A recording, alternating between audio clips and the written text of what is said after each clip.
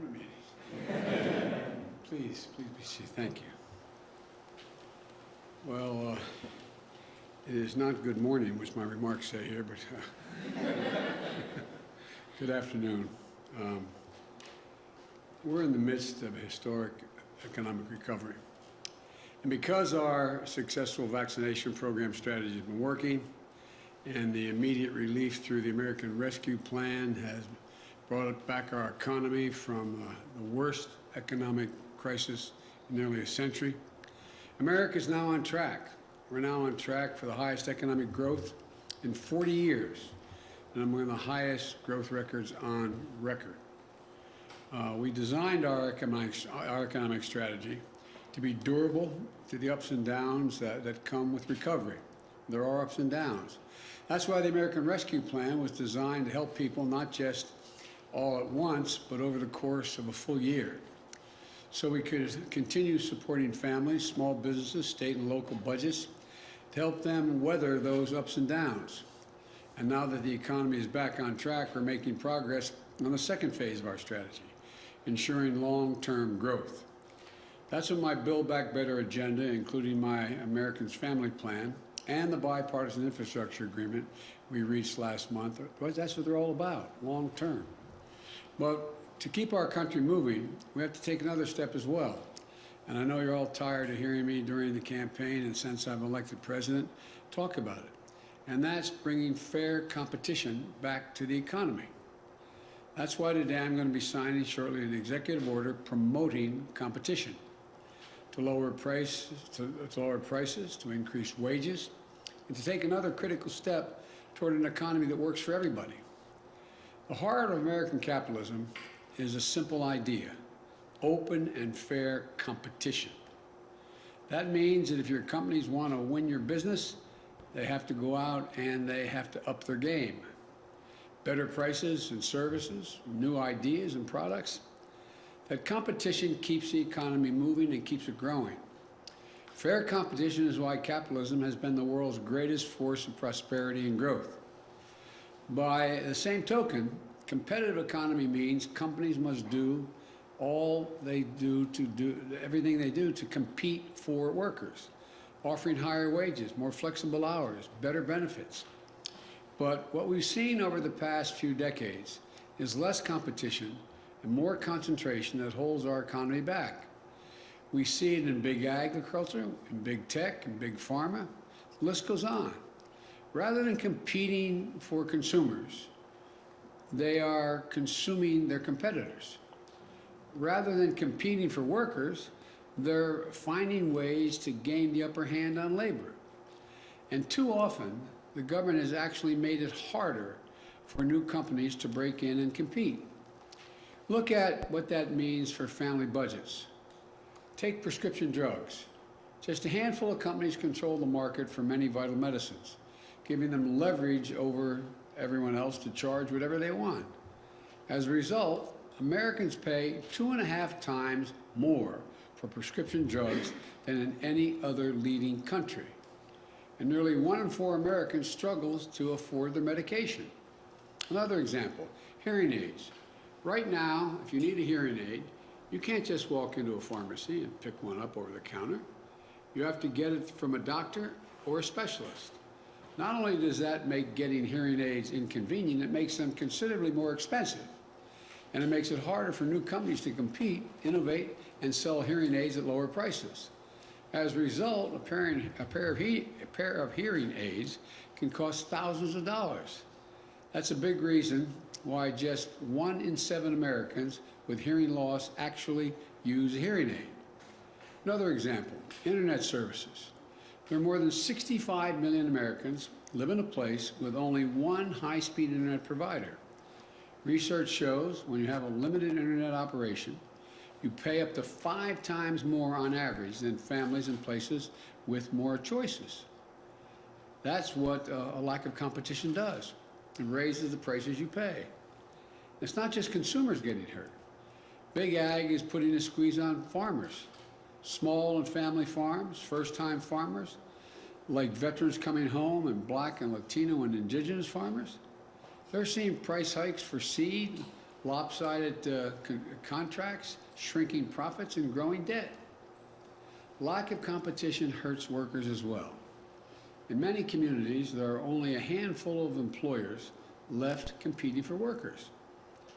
Think of company towns across Appalachia and other parts of the country where one big corporation runs the show.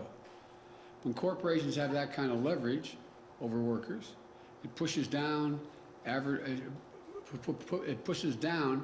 advertised wages by up to 17%. And as competition decreases, businesses don't feel the pressure to innovate or invest in their workforce. That hurts working families and hurts our economy. All told, between rising prices and lowering wages, lack of competition costs the median American household $5,000 a year. Well, look, I'm a proud capitalist. I spent most of my career representing the corporate state of Delaware. I know America can't succeed unless American business succeeds. But let me be very clear. Capitalism without competition isn't capitalism. It's exploitation. Without healthy competition, big players can change and charge whatever they want and treat you however they want. And for too many Americans, that means accepting a bad deal for things that you can't go without. So, we know we've got a problem, a major problem, but we also have an incredible opportunity. We can bring back more competition to more of the country, helping entrepreneurs and small businesses get in the game, helping workers get a better deal, helping families save money every month. Good news is we've done it before. In the early 1900s, President Teddy Roosevelt saw an economy dominated by giants like Standard Oil and J.P. Morgan's railroads. He took them on, and he won. And he gave the little guy a fighting chance. Decades later, during the Great Depression, his cousin Franklin Roosevelt saw a wave of corporate mergers that wiped out scores of small businesses, crushing competition and innovation. So he ramped up antitrust enforcement, eightfold in just 2 years, saving families billions in today's dollars and helping set the course for sustained economic growth after World War II. He also called for an economic Bill of Rights, including, quote, the right of every businessman, large and small, to trade in an atmosphere of freedom from unfair competition and domination by monopolies, end of quote. Between them, the two Roosevelts established an American tradition, an antitrust tradition. It's how we ensure that our economy isn't about people working for capitalism, it's about capitalism working for people. But over time, we've lost the fundamental American idea that true capitalism depends on fair and open competition. 40 years ago, we chose the wrong path, in my view, following the misguided philosophy of people like Robert Bork and pulled back on enforcing laws to promote competition. We are now 40 years into the experiment of letting giant corporations accumulate more and more power. And what have we gotten from it? Less growth, weakened investment, fewer small businesses. Too many Americans who feel left behind. Too many people who are poorer than their parents. I believe the experiment failed. We have to get back to an economy that grows from the bottom up and the middle out. The executive order I'm soon going to be signing commits the federal government to full and aggressive enforcement of our antitrust laws. No more tolerance for abusive actions by monopolies. No more bad mergers that lead to mass layoffs, higher prices, fewer options for workers and consumers alike. My executive order includes 72 specific actions. I expect the federal agencies, and they know this, to help restore competition so that we have lower prices, higher wages, more money, more options, and more convenience for the American people. Today, I want to focus on 3 specific actions. First, the FDA, the Food and Drug Administration. We're going to work with states and tribes to safely import prescription drugs from Canada. That's just one of many actions in the executive order that will lower prescription drug prices. Second, the FDA is going to issue rules so that hearing aids can be sold over the counter. That's something the last administration was supposed to have done but didn't do. We're going to get it done. After these rules go into effect, a pair of hearing aids could cost hundreds of dollars, not thousands. And you'll be able to pick them up at your local drugstore. Third, we're going to improve competition for workers. I've talked a lot about non-compete agreements, contracts that say you can't take another job in your field even if you get a better deal. I made a speech, I was just reminiscent with my staff, back in 2018 at the Brookings Institution, where I talked about the non-compete clauses that were just, I found to be absolutely ridiculous, but how prevalent they were throughout industries. At least 1 in 3 businesses require their workers to sign a non-compete agreement. These aren't just high-paid executives or scientists who hold secret formulas for Coca-Cola so Pepsi can't get their hands on it. A recent study found 1 in 5 workers without a college education is subject to non-compete agreements. They're construction workers, hotel workers, disproportionately women and women of color. Think of the 26-year-old employee at a company. She's a star worker, but she isn't being treated right. She's underpaid, passed over for promotions. Competitor across the street knows it, but wants to bring her in at a higher wage, but she can't do it. Her company threatens legal action over a non-compete clause she had to sign in order to get hired in the first place. She can't afford a lawyer for help, so she's locked in. Imagine if you're in her shoes. You'd feel powerless, disrespected, bullied, trapped. That's not right. Workers should be free to take a better job if someone offers it. If your employer wants to keep you, he or she should have to make it worth your while to stay. That's the kind of competition that leads to better wages and greater dignity of work. Look, I'm not going to go into it now, but I used to, there's non-compete clauses or people running the machines that lay down asphalt.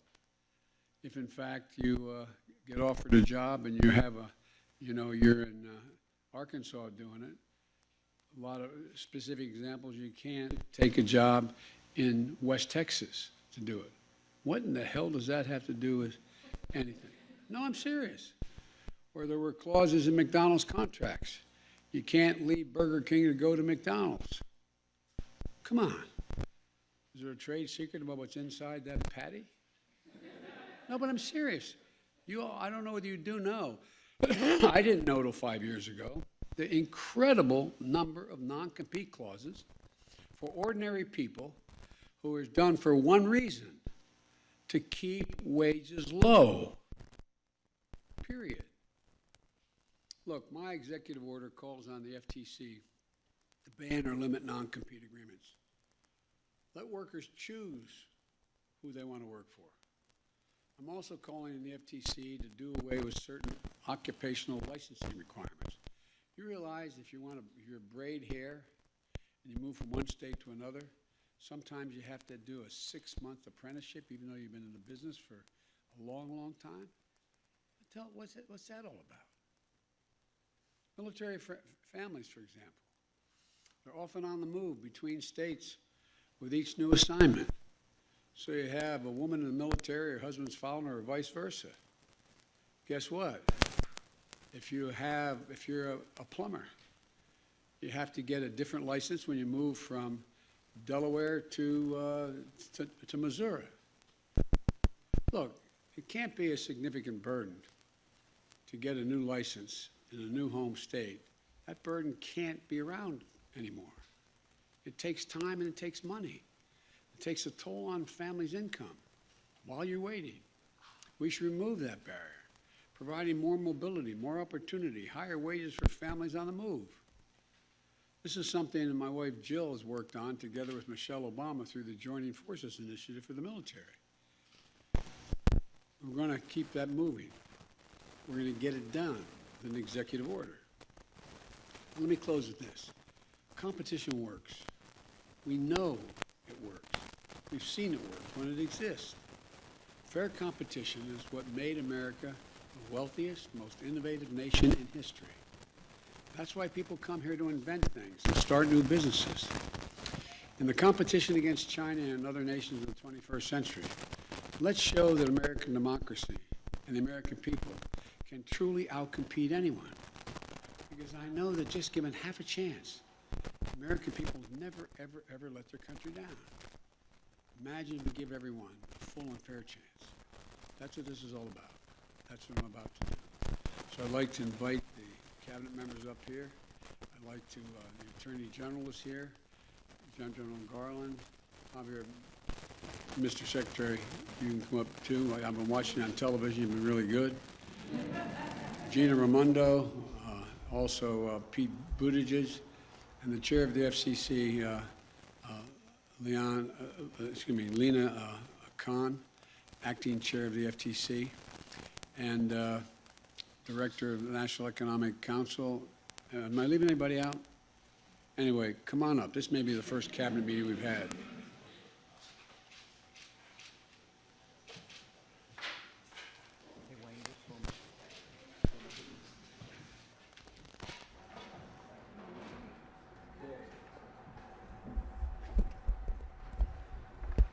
Promoting competition in the American economy.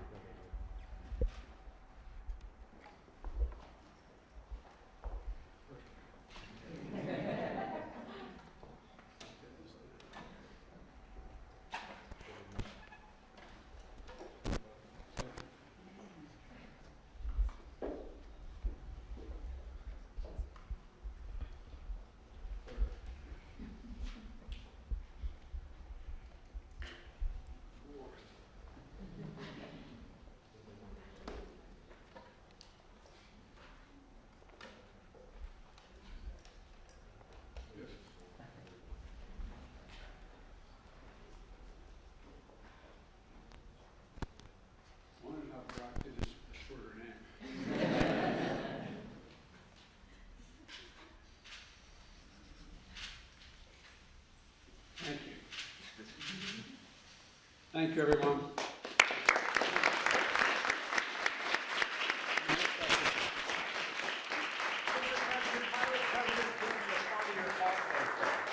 How did President Putin respond to your call today, sir? Well, I made it very clear to him that